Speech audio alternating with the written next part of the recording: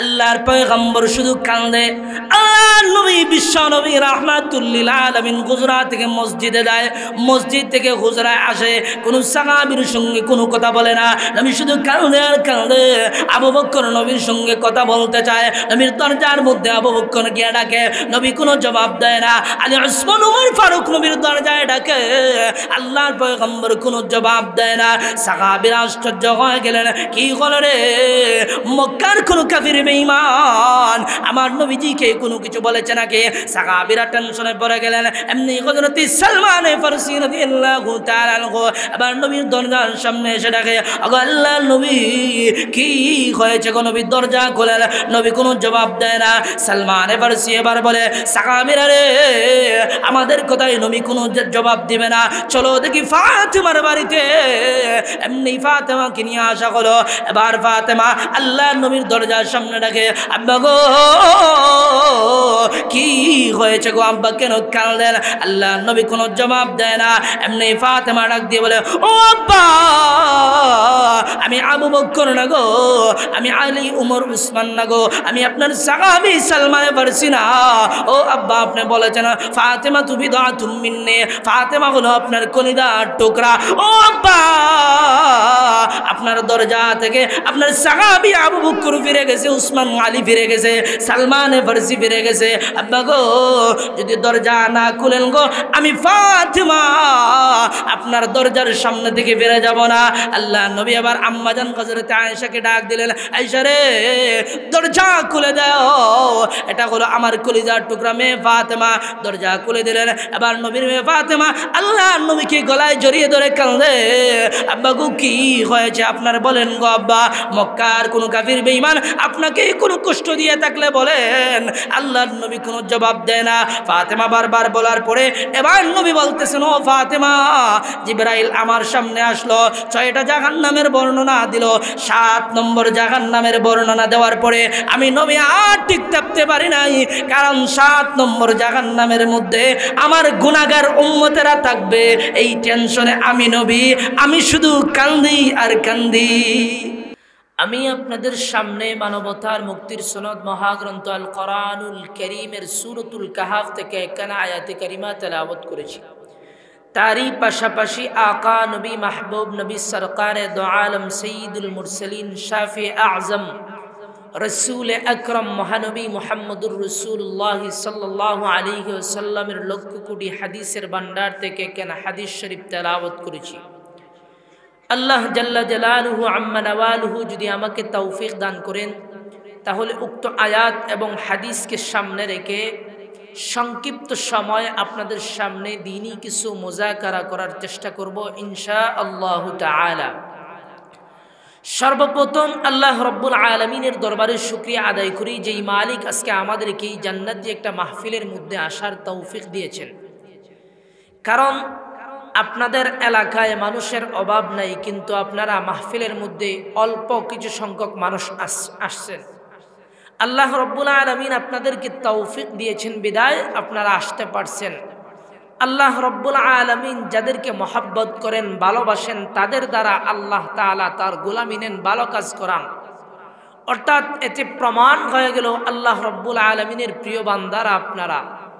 এজন্য আল্লাহ রব্বুল আলামিন আমাদেরকে মাহফিলে আসতে তৌফিক দিয়েছেন। এজন্য কালিমাতুশ শুকুর আদায় করেই বলি আলহামদুলিল্লাহ।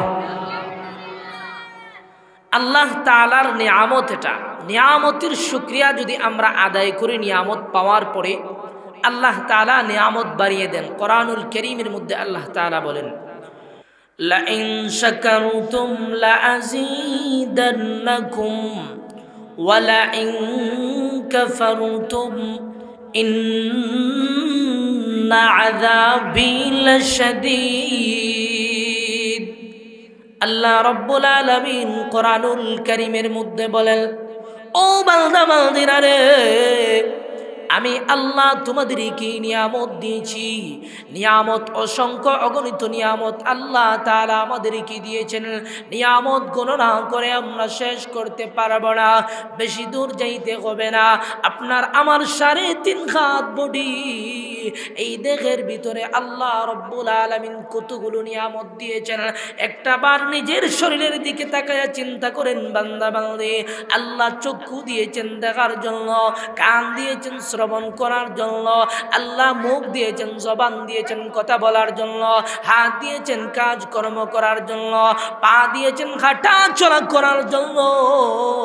আল্লাহ অসংখ্য অগণিত নিয়ামত দিয়েছেন।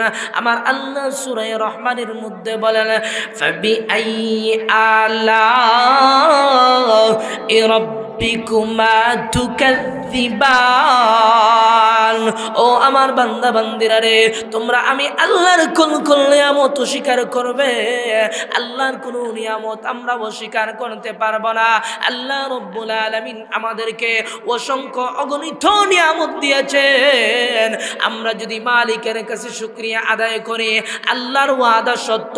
আল্লাহ তাআলা বলেন, বান্দা বান্দিরে আমি আল্লাহ তোমাদের নিয়ামত বাড়িয়ে দিব। আর যদি বান্দা বান্দি তুমি নিয়ামত পাওয়ার পরই বান্দা বান্দি তুমি না শুকরি করো, কুফরি করো, আল্লাহ বলেন আমি তোমাদের কাছ থেকেই নিয়ামত ছিনিয়ে নিব। এজন্য নিয়ামত শুকরিয়া আদায় করার দরকার আছে কিনা? আল্লাহ তাআলা যেই নিয়ামত দিয়েছেন, আল্লাহর নিয়ামতের শুকরিয়া আদায় করলে আল্লাহ নিয়ামত বাড়ায়া দিবেন। আর যদি বান্দার বান্দি নিয়ামত পাইয়া শুকরিয়া আদায় না করো, আল্লাহ নিয়ামত চিনিয়ে নিবেন। শুধু চিনিয়ে নিয়ে শেষ না, আমার আল্লাহ আয়াতের শেষের অংশে বলেন, ইন্না আযাবি লাশাদীদ। আমি আল্লাহ তোমাদেরকে কঠিন আযাবের মধ্যে গ্রেফতার করব। এজন্য নিয়ামতের শুকরিয়া আদায় করতে রাজি আছি তো ইনশাআল্লাহ।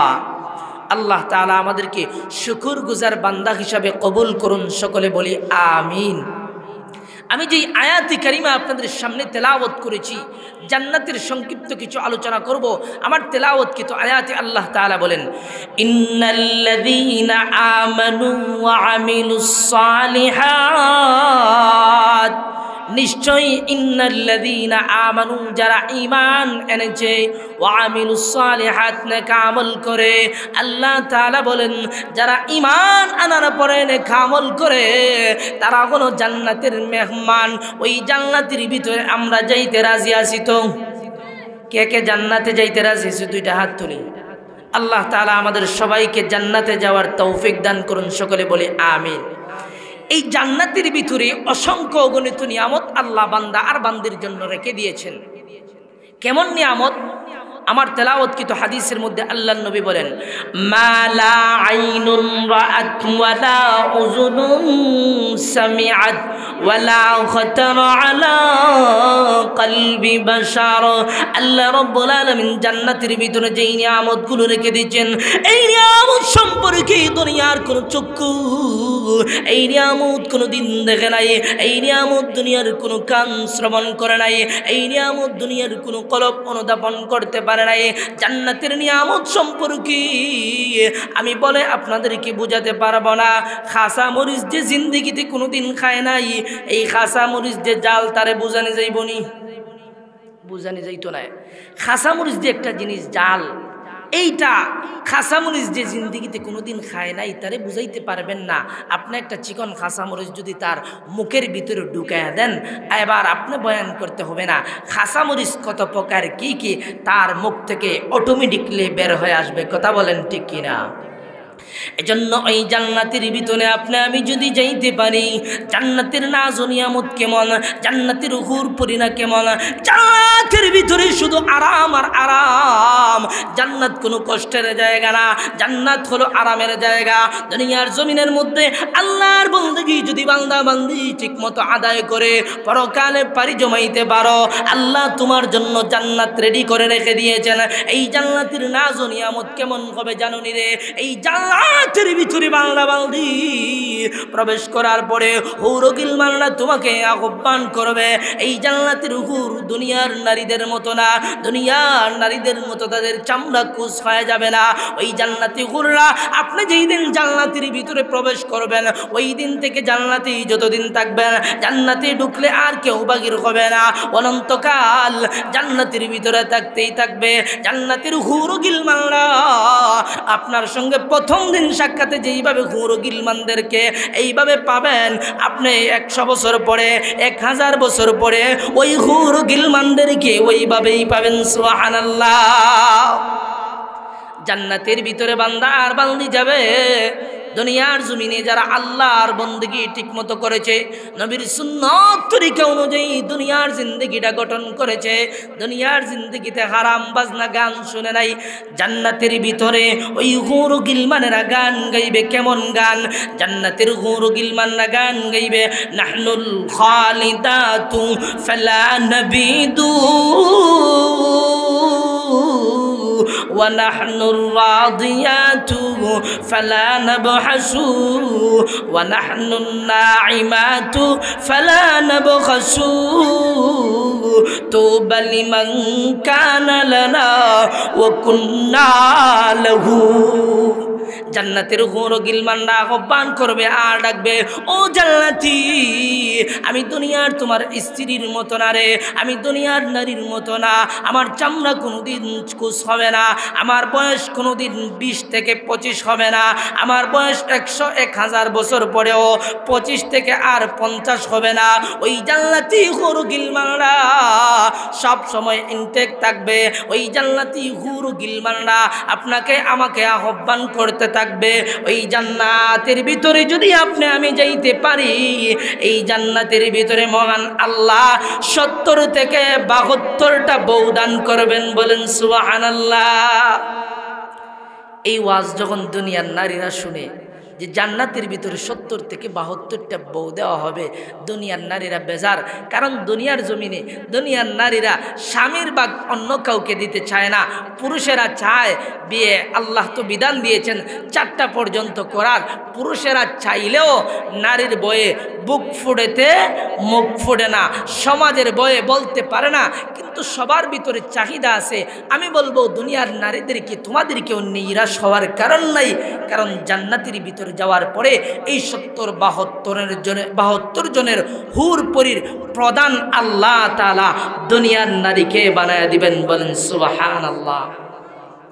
এই জান্নাতের ভিতরে শুধু নাজার নিয়ামত। জান্নাতের নিয়ামত কেমন হবে? মুহাদ্দিসিনে কেরাম তাফসীরের কিতাবের মধ্যে বর্ণনা করেন, জান্নাতের বড় এক একটা বড়ই হবে বড় বড় মটকার মতো। সুবহানাল্লাহ কইতা না?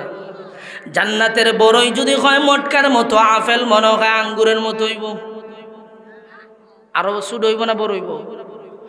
সাহাবীরা নবীজিকে জিজ্ঞাসা করে, ইয়া রাসূলুল্লাহ, ইয়া হাবিবাল্লাহ, আগো নবীজি, এক একটা বড়ই যদি বড় বড় মটকার মতো হয়, আমরা ছোট মানুষ এই বড়ইগুলো কিভাবে খাবো?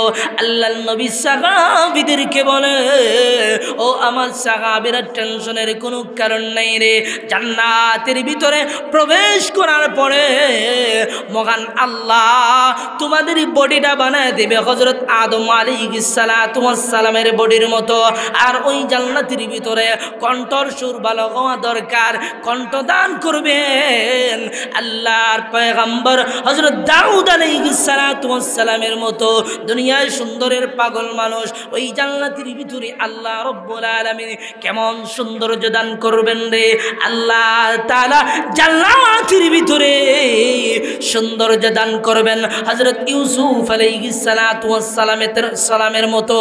আর চরিত্রটা দান করবেন মুহাম্মদুর রাসূলুল্লাহর মতো। জান্নাতের ভিতরে আপনার আমার দেহটা 60 হাত লম্বা থাকবে আদম আলাইহিস সালাতু ওয়াস সালামের মতো। আর জান্নাতের ভিতরে দুনিয়ার জমিনে মানুষ কণ্ঠর পাগল, কণ্ঠ দিয়া কত মানুষ গান বাজনা করে, কণ্ঠর পাগল দুনিয়ার জমিন, সুন্দরের পাগল কণ্ঠ দেওয়া হবে দাউদ আলাইহিস সালাতু ওয়াস সালামের মতো। আর সৌন্দর্য দেওয়া হবে আল্লাহর পয়গম্বর হযরত ইউসুফ আলাইহিস সালাতু ওয়াস সালামের মতো। আর চরিত্রটা দেওয়া হবে বিশ্বনবী মুহাম্মদুর রাসূলুল্লাহর মতো। সুবহানাল্লাহ। জান্নাতের ভিতরে যখন জান্নাতীরা যাবে, জান্নাতি এবং জাহান্নামীদের একটা টকশো হবে। আল্লাহ তাআলা কোরআনের মধ্যে বলেছেন জান্নাতি এবং জাহান্নামীদের মধ্যে কথোপকথন হবে। এই সময় জান্নাতীরা জাহান্নামীদেরকে জিজ্ঞাসা করা হবে, এ জাহান্নামীরা, দুনিয়ার জমিনে আমরা একসাথে দুনিয়ার জিন্দেগি কাটাইলাম, আজকে ফলাফলের বেলায় দেখা যায় আমরা হলাম জান্নাতি আর তোমরা হলে জাহান্নামী, এর কারণ কি রে? ওই সময় জাহান্নামী বান্দা বলবে, ক্বালু লাম নাকু মিনাল মুসাল্লিন। জান্নাতি বান্দাদেরকে বলবে, আরে জান্নাতীরা রে, দুনিয়ার জমিনে আমরা মুসল্লি না হওয়ার কারণে আজকে আমরা হলাম জাহান্নামী। অর্থাৎ মুসল্লি কি, মসজিদের সাথে তাদের ভালো কোনো সম্পর্ক ছিল না, অর্থাৎ তারা নামাজ ঠিক মতো আদায় করে না, আল্লাহর বিধান নামাজ দিয়ে তারা গাফলতি করেছে, এজন্য আল্লাহর তরি জাহান্নামের মধ্যেই তারা জ্বলতেছে। এজন্য নামাজ পড়ার দরকার আছে কিনা? জান্নাতে আমরা যাইতে চাই কিনা? জান্নাতে যাইতে হলে জান্নাত তালা দেওয়া চাবির দরকার আছে কিনা? জান্নাতের চাবি কি? নামাজ। আপনি চাবি ছাড়া তালা খুলতে পারবেন? জান্নাতের তালা কি মনে করছেন আপনাদের বিশাউরা বাজারে যে দোকানপাটে তালা দেওয়া থাকে, এরকম তালা যে হাতুড়ি দিয়া বাড়ি দিয়ে ভেঙে ফেলবেন? না, জান্নাতের ভিতরে যে তালা দেওয়া থাকবে ওই তালার চাবি হলো নামাজ। আল্লাহর নবী বলেন, মিফতাহুল জান্নাতিস সালাহ। ও বান্দা বান্দিরে, জান্নাতের চাবি কাঠি হলো নামাজ। দুনিয়ার জমিনে যদি বান্দা বান্দি ঠিকমতো নামাজ আদায় করতে পারো, তাহলে জান্নাতের তালা তুমি খুলতে পারবা। মসজিদের সাথে যদি সম্পর্ক থাকবে, কার মসজিদের সাথে সম্পর্ক? যেই ব্যক্তি জোহরের নামাজ আদায় করার পরে তার টেনশন থাকবে আসরের নামাজ, আসরের আজান কখন পড়বে, নামাজ কখন পড়ব। আসরের নামাজ পড়ার পরে চিন্তা থাকবে মাগরিবের নামাজের আজান কখন হবে, মাগরিব পড়ার পরে তার টেনশন থাকবে এশার আজান কখন হবে। এশার নামাজ পড়ে বান্দা যখন বিছানায় শুয়ে থাকবে, বান্দা টেনশন করবে, আল্লাহ আমাকে ফজরে জাগ্রত করে দেন। এই ব্যক্তি হলো ওয়ারাজুলুন কলবুহু মুআল্লাকুন ফিল মাসাজিদ। ওই ব্যক্তির মসজিদের সাথে ভালো সম্পর্ক থাকার কারণে আল্লাহ আরশের ছায়া ছাড়া যেই দিন কিয়ামতের মাঠে আর কোনো ছায়া থাকবে না, মসজিদের সাথে ভালো সম্পর্ক থাকার কারণে আল্লাহ ওই বান্দাকে আরশের নিচে জায়গা দিবে। এই জন্য নামাজ পড়তে আমরা রাজি আছি তো ইনশাআল্লাহ। জাহান্নামীরা 2 নম্বরে বলবে, ক্বালু লাম নাকু মিনাল মুসাল্লিন। 2 নম্বরে বলবে, ওয়ালাম নাকু নুতঈমুল মিসকিন।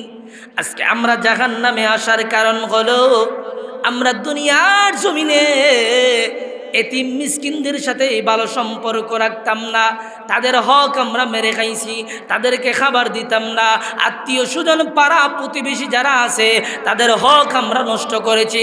ওইভাবে তারা বলবে। এই 3 নম্বরে বলবে, ওয়া কুন্না নাখুদু মাআল খাইদিন। আমরা হলাম দুনিয়ার মানুষের সাথে তর্ককারীদের তর্কে লিপ্তে যেতাম। এরপরে বলবে, ওয়া কুন্না নুকাযযিবু বিয়াউমিদ্দিন।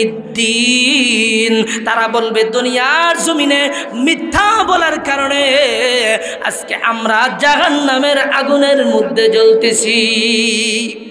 জাহান্নামের আগুন কেমন ভয়ঙ্কর! আল্লাহ তাআলা মানুষদেরকে সৃষ্টি করেছেন জান্নাতে দেওয়ার জন্য।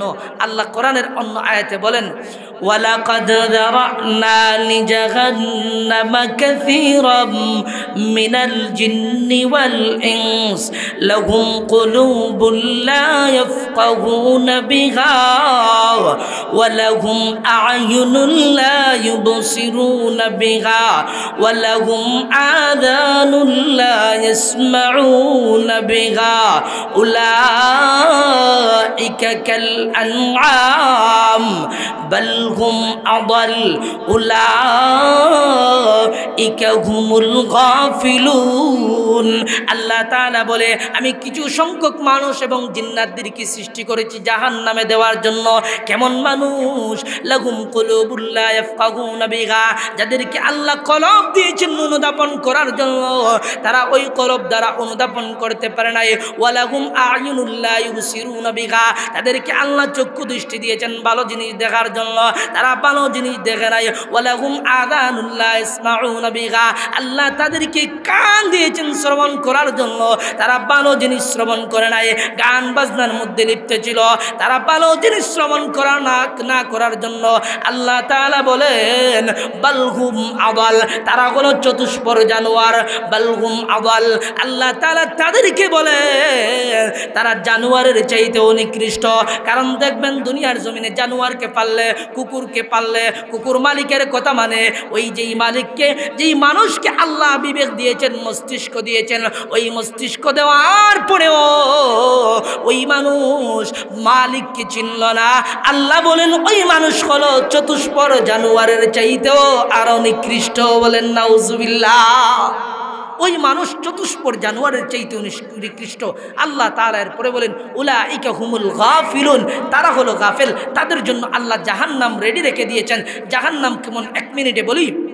আল্লাহ নবী, বিশ্ব নবী রাহমাতুল্লিল আলামিনের সামনে জিবরাইল 24,000 বার আগমন করে, যেই দিন জাহান্নামের বর্ণনা নিয়ে জিবরাইল আল্লাহর পয়গম্বর বিশ্ব নবীর কাছে আগমন করে, জাহান্নামের পাশ দিয়ে আসার কারণে জাহান্নামের একটা দোহা জিবরাইলের চেহারার মধ্যে লাগার কারণে জিবরাইলের চেহারার আকৃতি নষ্ট হয়ে গেছে। আল্লাহ নবীর সামনে যখন জিবরাইল আগমন করলো, নবীজি জিবরাইলকে চিনে না, বারবার জিজ্ঞেস করে মান আনতা, জিবরাইল জবাব দেয় আনা জিবরাইল। জিবরাইল নবীজিকে চিনে না, এইভাবে না চিনার কারণে জিবরাইল মনের মধ্যে কষ্ট পাওয়া শুরু করলো। এক পর্যায়ে জিবরাইল আলাইহিস সালাম নবীকে বলল, ওগো নবীজি, আমি হলাম জিবরাইল, আজকে জাহান্নামের বর্ণনা আপনার সামনে নিয়ে এসেছি। জাহান্নামের পাশ দিয়ে আসার কারণে আজকে জাহান্নামের একটা কালো দোহা আমার শরীরের মধ্যে লাগার কারণে আমার চেহারার আকৃতি নষ্ট হয়ে গেছে। ওগো আল্লাহর পয়গম্বর, এজন্য আপনি চিনতেছেন না। আল্লাহ নবী এবার বললেন, ও জিবরাইল, তাহলে জাহান্নামের বর্ণনা দাও। জিবরাইল একটা একটা করে যখন 6টা জাহান্নামের বর্ণনা দিল, জিবরাইল 7 নম্বর জাহান্নামের বর্ণনা দিতে চাইতেছে না। নবী বারবার রিকোয়েস্ট করে, যেই মাত্র জিবরাইল 7 নম্বর জাহান্নামের বর্ণনা দেয়, আল্লাহ নবী জমিনের মধ্যে ছিটকে পড়ে যায়, নবী অজ্ঞান হয়ে যায়। সাহাবীরা নবীর চেহারার মধ্যে পানি ছিটায়, নবীর জ্ঞান যখন ফিরে আসে, আল্লাহর পয়গম্বর শুধু কান্দে। আল্লাহর নবী বিশ্ব নবী রাহমাতুল্লিল আলামিন গুজরাত থেকে মসজিদে যায়, মসজিদ থেকে হুজরায় আসে, কোন সাহাবীর সঙ্গে কোনো কথা বলে না, নবী শুধু কান্দে আর কান্দে। আবু বকর নবীর সঙ্গে কথা বলতে চায়, নবীর দরজার মধ্যে আবু বকর গিয়ে ডাকে, নবী কোনো জবাব দেয় না। আলী, উসমান, উমর ফারুক নবীর দরজায় ডাকে, আল্লাহর পয়গম্বর কোনো জবাব দেয় না। সাহাবীরা আশ্চর্য হয়ে গেলেন, কি হলো রে, মক্কার কোনো কাফির বেঈমান আমার নবীজিকে কোনো কিছু বলেছে নাকি? সাহাবীরা টেনশনে পড়ে গেলেন। এমনি হযরত সালমান ফারসি রাদিয়াল্লাহু তাআলা আনহু আবার নবীর দরজার সামনে এসে ডাকে, ওগো আল্লাহর নবী, কি হয়েছে গো? নবীর দরজা খোলেন, নবী কোনো জবাব দেয় না। সালমান ফারসি এবার বলে, সাহাবীরা রে, আমাদের কথায় নবী কোনো জবাব দিবে না, চলো দেখি ফাতেমার বাড়িতে। এমনি ফাতেমাকে নিয়ে আসা হলো। এবার ফাতেমা আল্লাহর নবীর দরজার সামনে ডাকে, আব্বা গো, কি হয়েছে গো আব্বা, কেন কাঁদেন? আল্লাহর নবী কোনো জবাব দেয় না। এমনি ফাতেমা ডাক দিয়ে বলে, ও আব্বা, আমি আবু বকর না গো, আমি আলী, উমর, উসমান না গো, আমি আপনার সাহাবী সালমান ফারসি না। ও আব্বা, আপনি বলেছেন ফাতেমা তু বিদআতুম মিন্নি, ফাতেমা হলো আপনার কলিজার টুকরা। ও আব্বা, আপনার দরজা থেকে আপনার সাহাবী আবু বকর ফিরে গেছে, উসমান, আলী ফিরে গেছে, সালমান ফারসি ফিরে গেছে। আব্বা গো, যদি দরজা না খুলেন গো, আমি ফাতেমা আপনার দরজার সামনে থেকে ফিরে যাব না। আল্লাহ নবী আবার আম্মাজান হযরত আয়েশাকে ডাক দিলেন, আয়েশা রে, দরজা খুলে দাও, এটা হলো আমার কলিজার টুকরা মেয়ে ফাতেমা। দরজা খুলে দিলেন। এবার নবীর মেয়ে ফাতেমা আল্লাহ নবীকে গলায় জড়িয়ে ধরে কাঁদে, আব্বা গো, কি হয়েছে আপনার, বলেন গো আব্বা। মক্কার কোনো কাফির বেঈমান আপনাকে কোনো কষ্ট দিয়ে থাকলে বলেন। আল্লাহর নবী কোনো জবাব দেয় না। ফাতেমা বারবার বলার পরে এবার নবী বলতেছেন, ও ফাতেমা, জিবরাইল আমার সামনে আসলো, 6টা জাহান্নামের বর্ণনা দিল। 7 নম্বর জাহান্নামের বর্ণনা দেওয়ার পরে আমি নবী আর ঠিক থাকতে পারি নাই, কারণ 7 নম্বর জাহান্নামের মধ্যে আমার গুনাহগার উম্মতেরা থাকবে। এই টেনশনে আমি নবী, আমি শুধু কান্দি আর কান্দি। উম্মতের জন্য নবী কেমন পেরেশান, এজন্য উম্মত নবীর সুন্নত মানতে রাজি না। আল্লাহ রসুল বলেন, মান আহাব্বা সুন্নতি ফাকাদ আহাব্বানি ওমান আহাব্বানি কানা মাই ফিল জান্নাহ। নবী বলেন, আমার সুন্নত যে রাষ্ট্রীয় জীবনে, পারিবারিক জীবনে, আন্তর্জাতিক জীবনে, সামাজিক জীবনে, প্রত্যেকটা সেক্টরে আমি নবীর সুন্নত দিয়ে যদি তার জিন্দগিটা কেউ সাজায়, নবীজি দুইটা আঙ্গুল এইভাবে দেখায় বলেন, ওই ব্যক্তি আর আমি জান্নাতের ভিতরে এইভাবে পাশাপাশি বসবাস করব। এজন্য আল্লাহর বিধান, নবীর সুন্নত আমরা মানতে রাজি আছি তো ইনশাআল্লাহ।